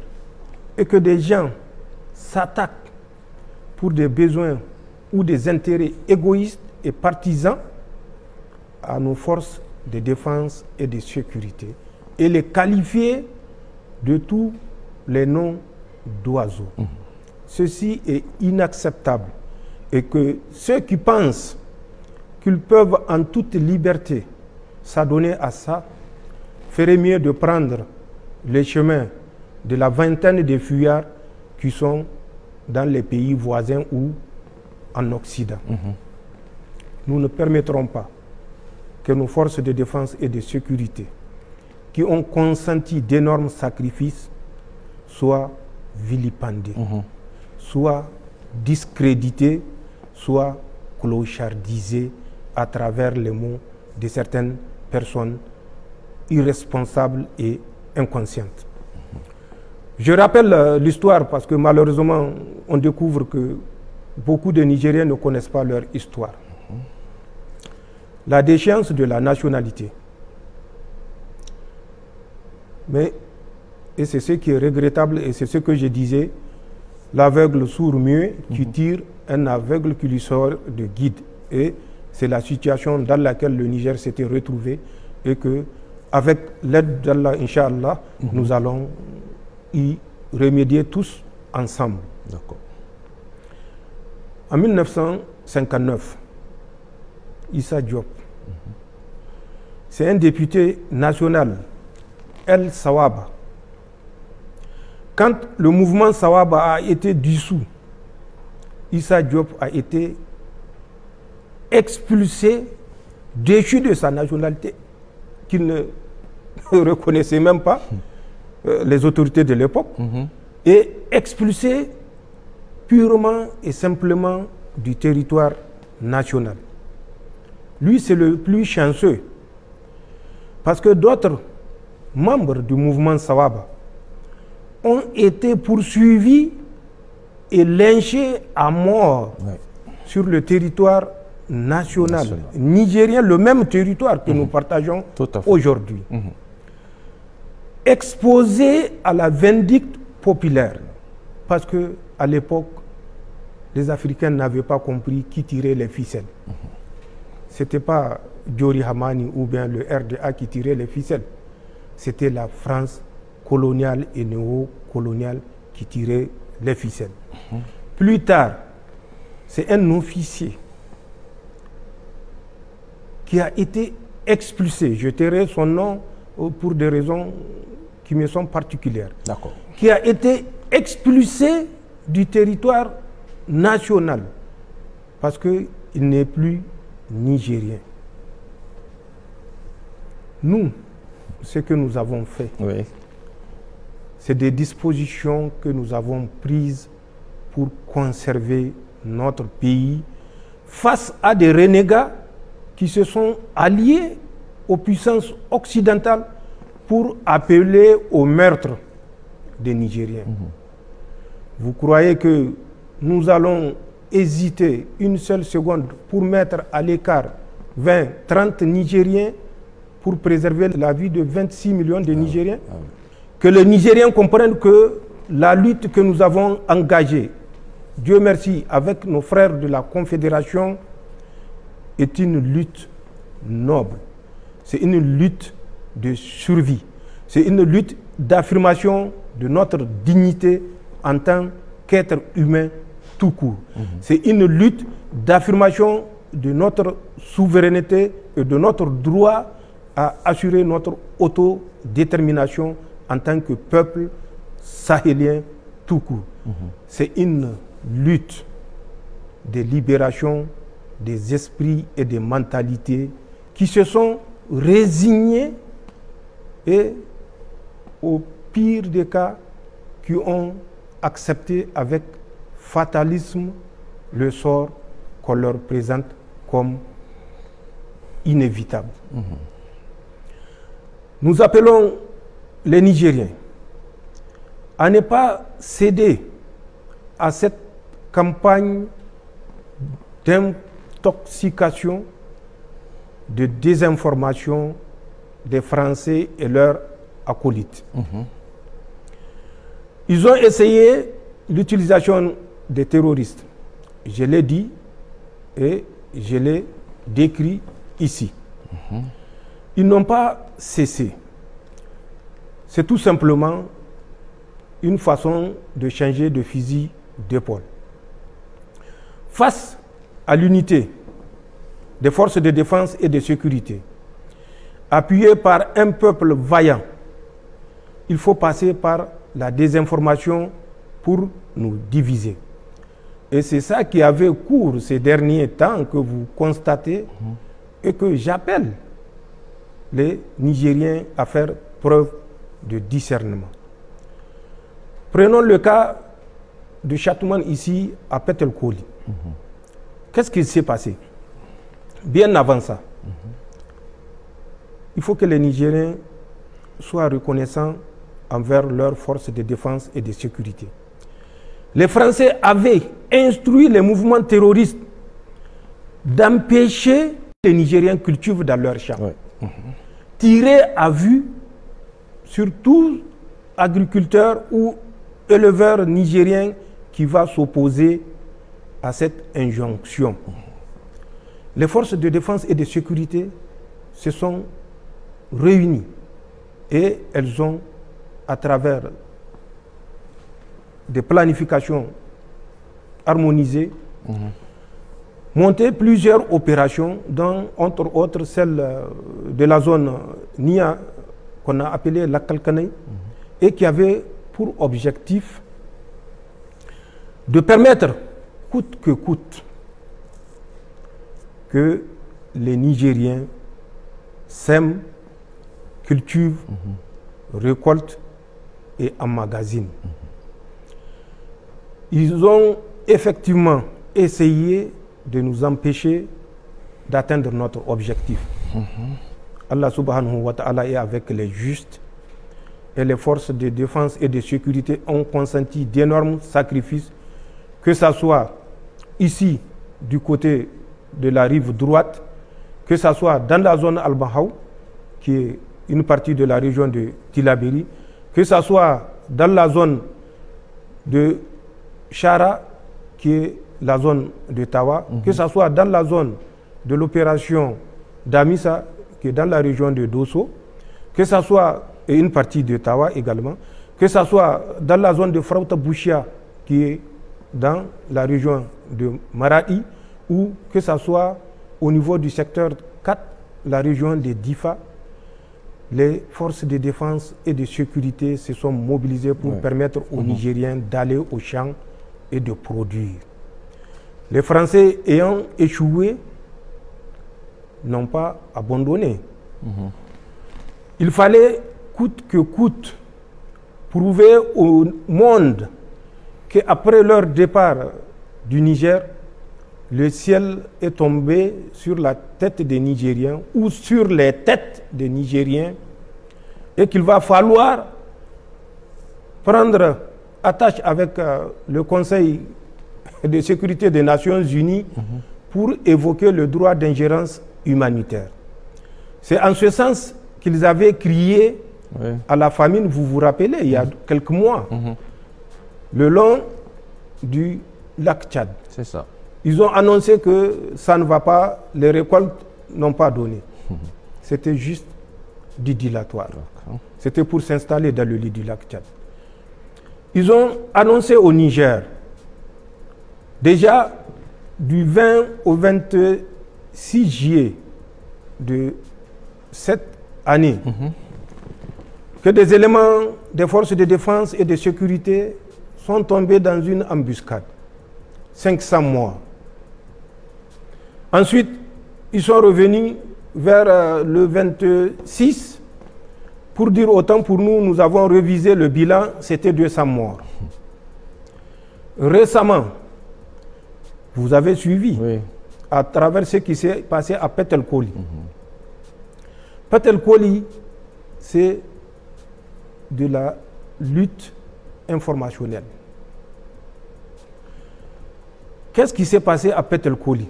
Ils avaient annoncé 100 à 200 morts parmi les forces de défense et de sécurité, une centaine de civils massacrés. C'était effectivement leur intention et c'était les intentions de leurs suppôts. Qu'est-ce qu'ils avaient planifié à Chatouman? Les forces de défense et de sécurité assuraient la sécurité de ce marché de Chatouman. Ayant constaté cet état de fait, les Français avaient organisé, équipé, je vous ai parlé du matériel qui a été acquis, les drones. Renseignez-vous auprès des populations. C'est ça le drame du Niger. On reste à Niamey, on écrit des articles sans s'approcher des populations qui sont dans la zone considérée. Les forces de défense et de sécurité fidèles à leur mission assuraient chaque jour de marché la sécurité du marché de Chatouman. Les Français, à travers leur proxy, ont mené plusieurs campagnes de reconnaissance avec des drones. Demandez à la population. Je ne dirai pas au FDS parce qu'on va dire que non, les FDS ont été instruits pour donner la version. Mais approchez-vous des populations, demandez-leur ce qu'elles voient la nuit ou le jour. Elle vous le dira. Donc, ils ont conçu un massacre autour de Chatouman. Et pour ça, certains Nigériens ont été mis à contribution, vous le savez, ou souvent d'autres, par ignorance, laissent les services français utiliser leur page Facebook, Twitter ou X et autres. Ils ont conçu cette attaque et nous avons des renseignements précis. Dieu, je l'ai dit, est avec les justes. Dès que la colonne avait quitté le Mali, nos frères de la Confédération nous ont saisis. Avant même que la colonne ne quitte, ils nous ont saisis parce qu'ils ont mis la main sur un chef terroriste et qui a révélé plutôt le plan machiavélique qui est prévu pour Chatouman et de façon globale Petelkoli. Il nous avait dit d'être en alerte les Français avec le groupe de soutien à l'islam et aux musulmans, je ne sais pas quel islam et quel musulman, puisque nous sommes des musulmans. Si ce groupe soutient les musulmans et l'islam, ce n'est pas des Français quand même qui vont lui dire de massacrer des populations nigériennes, burkinabées ou maliennes et qu'ils les massacrent. Tout à fait. Donc, c'est des mots. Revenons à Petelkouli. Nous suivons les mouvements de cette colonne. D'autres mouvements ont été observés du territoire du Burkina vers toujours cette zone de Petelkouli, puisque c'est une zone qui est assez couverte. Ensuite, des mouvements des terroristes qui ont quitté la région du W côté Tamou, la région de Torodi, pour faire jonction avec ces trois colonnes observées. Et la manœuvre était planifiée par les forces spéciales françaises. Elle consistait à encercler les forces armées nigériennes, ou de façon plus générale, les forces de défense et de sécurité qui assurent la sécurité de ce marché-là le jour du marché de Chatouman. Un élément a été envoyé, comme à l'habitude, pour sécuriser Chatouman. Dieu étant avec les justes, le dispositif que ces Français ont observé et à partir duquel ils ont conçu leur manœuvre consistant à massacrer les FDS nigériennes et bien sûr par dégâts collatéraux les victimes civiles sur les tombes desquelles la France à travers RFI ou leur deuxième appendice BBC vont venir verser de larmes de crocodile. C'était ce qui était prévu. Un carton dans le marché de Chatouman qui est sécurisé au moment de l'assaut ou qui aurait dû être sécurisé au moment de l'assaut par les groupes terroristes qui ont fait mouvement du Mali, du Burkina et du Niger, notamment Tamou, Torodi et autres. D'accord. Mais Dieu étant du côté des justes, nos éléments ont changé de position. Face aux renseignements que nous avons reçus, un autre plan de déploiement a été initié et l'ennemi qui a été sensibilisé, formé, entraîné pour faire ce massacre, qui a été annoncé avant même l'action de Chatouman. RFI avait annoncé, vous avez suivi la page d'un certain Ingade, avait annoncé plus de 100 FDS nigériens massacrés. Une centaine de civils, malheureusement, tués dans les échanges de tirs. Aucun civil n'a été tué à Chatouman. Aucun civil n'a été tué à Chatouman, vous pouvez le vérifier auprès de la population de Chatouman. Quand ces terroristes étaient arrivés, ils ont trouvé que le dispositif que leur sponsor avait reconnu n'est plus le même. Ils ont traversé le village de Chatouman. Ils avaient demandé à la population de Chatouman de ne pas bouger pour ne pas éveiller les soupçons des FDS qui étaient positionnés à 2 ou 3 kilomètres un peu plus loin de la position initiale. Donc les populations étaient tétanisées, elles n'ont pas bougé. Les terroristes ont continué leur manœuvre d'encerclement de nos positions.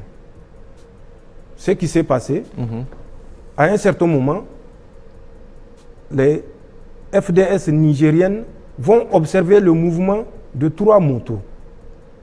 Et ils ont des drones. Les mêmes drones que la France avait commandés à travers le ministère de l'Intérieur béninois au profit des terroristes. Les mêmes drones que la France avait commandés à travers Ahmed Aboubakar Roufaï pour équiper les terroristes Lakourawa.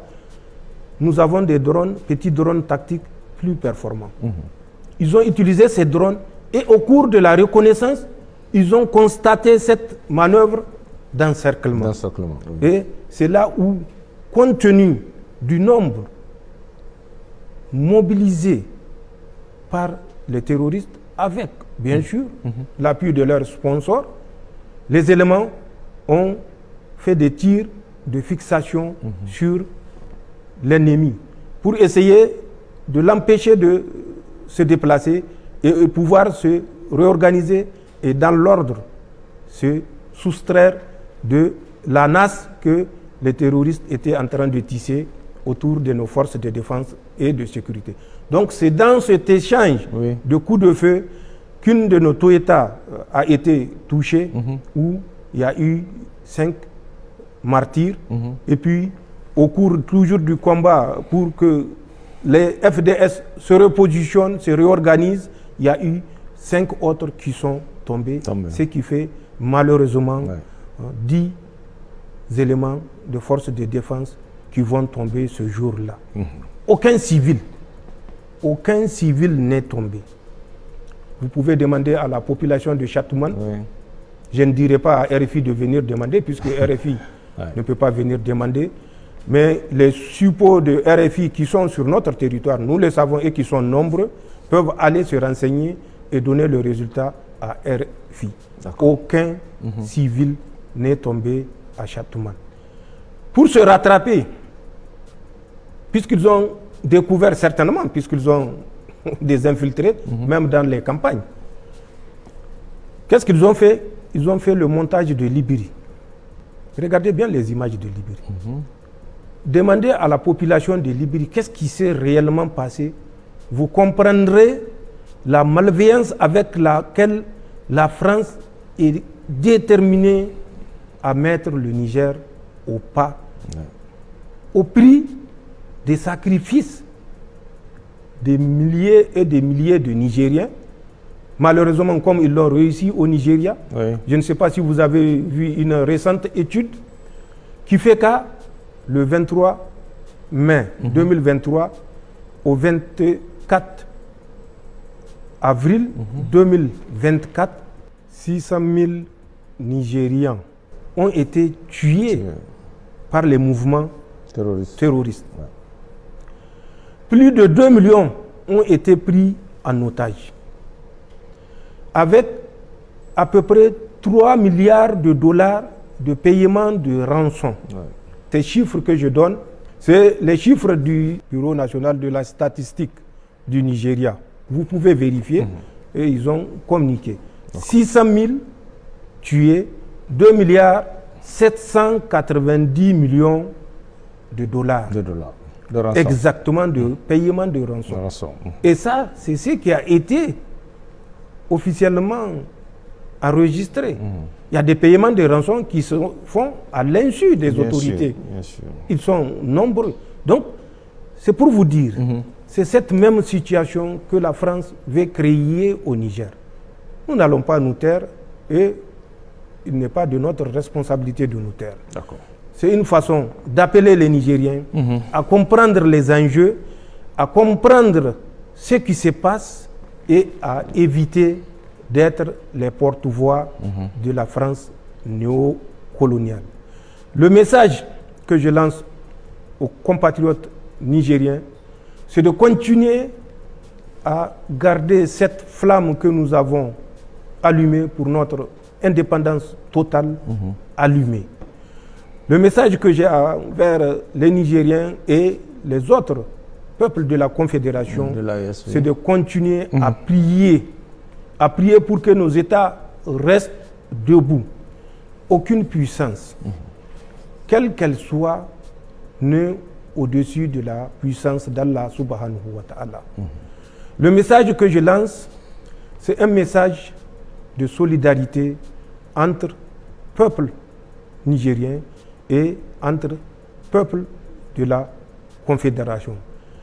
Prenons conscience des enjeux, prenons conscience du combat, prenons conscience de l'âpreté du combat, puisque c'est un combat qui sera âpre et dur, c'est un combat qui sera certainement dans le long terme, ce n'est pas un combat d'un an ou de 15 mois ou de 17 mois. Tout à fait. Que les Nigériens qui pensent que c'est le CNSP qu'ils attaquent en répandant des contre-vérités se ressaisissent et comprennent que s'ils sont tranquillement assis devant un écran de télévision en train de délivrer des absurdités, c'est parce qu'il y a des Nigériens qui ont accepté de se sacrifier pour qu'ils puissent se prêter à cet exercice.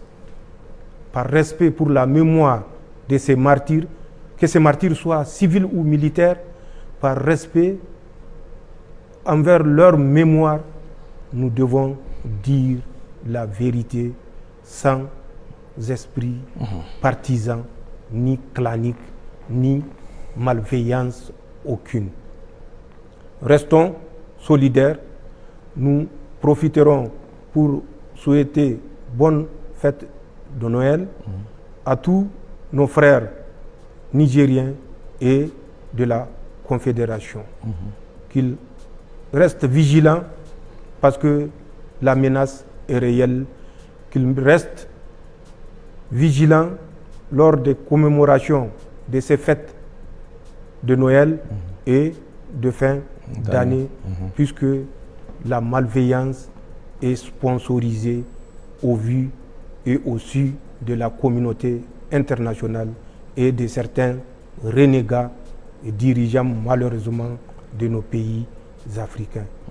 Restons solidaires, restons mobilisés et défendons notre souveraineté coûte que coûte.